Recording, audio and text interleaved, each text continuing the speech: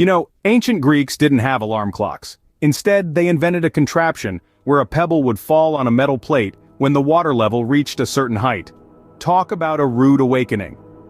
Now let's dive into the cradle of Western civilization, ancient Greece. This was no unified empire, oh no. Rather, it was a jigsaw puzzle of independent city-states, each rocking its own government, culture, and way of life. Imagine, if you will, a time when your neighbor could be your nation's fiercest rival. That's right, we're talking about the most famous of these city-states, Athens and Sparta. Athens, the birthplace of democracy, where art and philosophy flourished. Then, in stark contrast, we have Sparta, the militaristic society, where every man was a warrior, and every child a future soldier.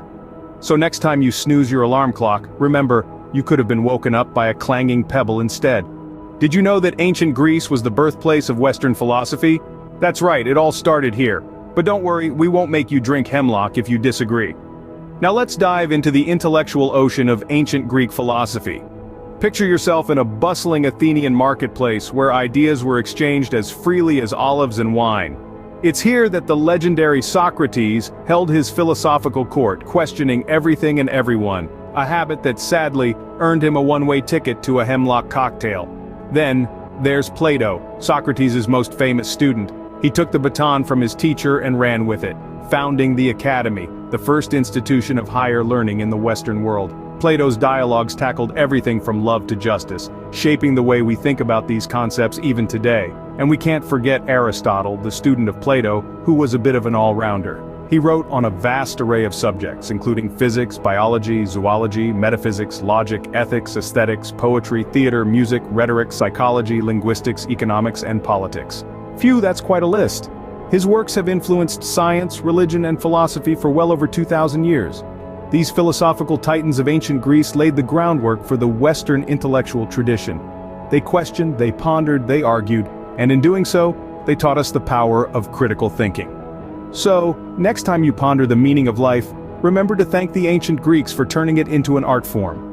Ever wonder why we run marathons? It's all because of a Greek soldier who ran from the city of Marathon to Athens to deliver news of a military victory.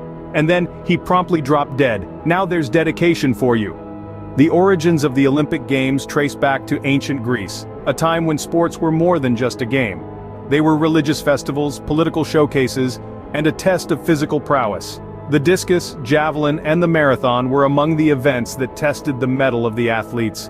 Picture a burly Greek, muscles rippling, hurling a discus through the air, or imagine a sprinter, heart-pounding, lunging forward with a javelin. And then of course there was the marathon, a grueling test of endurance inspired by the legendary run of a Greek soldier from Marathon to Athens.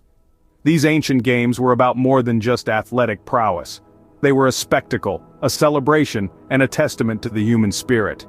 And they laid the foundation for the modern Olympics that we know and love today.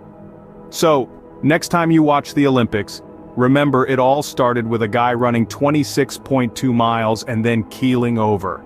Did you know that we still use the Greek alphabet today? Well, not in our daily conversations unless you're a scientist or a fraternity member. Now let's talk about the lasting influence of ancient Greece on our modern-day culture, politics, and science. Because trust me, it's a lot more than just fancy letters and fraternity symbols. Think about democracy, that whole system we use to decide who's in charge. Yeah, that's a Greek invention. They were the first to give it a whirl. And despite a few hiccups along the way, we're still using it today. And let's not forget about theater. You know, those dramatic performances that keep us entertained and sometimes make us cry? The Greeks started that too. They were the first to put on plays, and they even invented the genres of tragedy and comedy. So, next time you're laughing or crying at a movie, remember to thank the Greeks. Moving on to science, the Greeks gave us geometry and the Hippocratic Oath, which is still used by doctors today. They were the first to say, hey, maybe we should use math to understand the world around us, and perhaps we should promise not to harm our patients. So the next time you see a fraternity or sorority symbol, remember it's all Greek to us.